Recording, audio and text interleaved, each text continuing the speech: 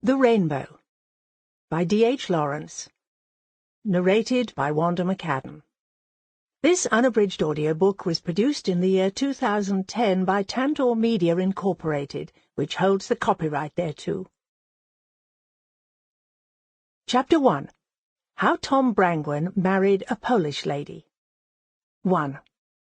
The Brangwens had lived for generations on the Marsh Farm, in the meadows where the Erupt twisted sluggishly through alder trees, separating Derbyshire from Nottinghamshire. 2 miles away, a church tower stood on a hill, the houses of the little country town climbing assiduously up to it. Whenever one of the Brangwens in the fields lifted his head from his work, he saw the church tower at Ilkeston in the empty sky, so that as he turned again to the horizontal land, he was aware of something standing above him and beyond him in the distance. There was a look in the eyes of the Brangwens as if they were expecting something unknown about which they were eager. They had that air of readiness for what would come to them, a kind of surety, an expectancy, the look of an inheritor.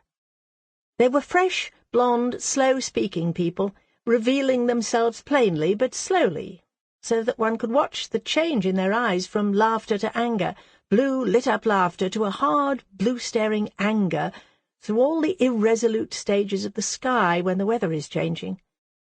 Living on rich land, on their own land, near to a growing town, they'd forgotten what it was to be in straitened circumstances.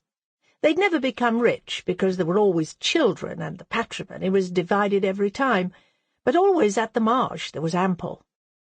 So the Brangwens came and went without fear of necessity, working hard because of the life that was in them, not for want of the money.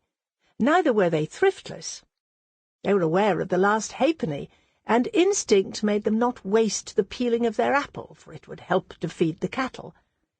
But heaven and earth was teeming around them, and how should this cease? They felt the rush of the sap in spring.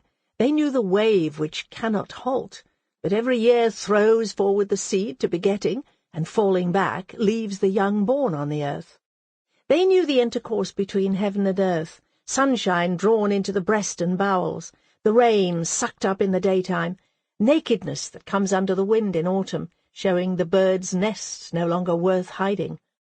Their life and interrelations were such, feeling the pulse and body of the soil that opened to their furrow for the grain, and became smooth and supple after their ploughing, and clung to their feet with a weight that pulled like desire, lying hard and unresponsive when the crops were to be shorn away. The young corn waved and was silken, and the lustre slid along the limbs of them. Sample complete. Ready to continue?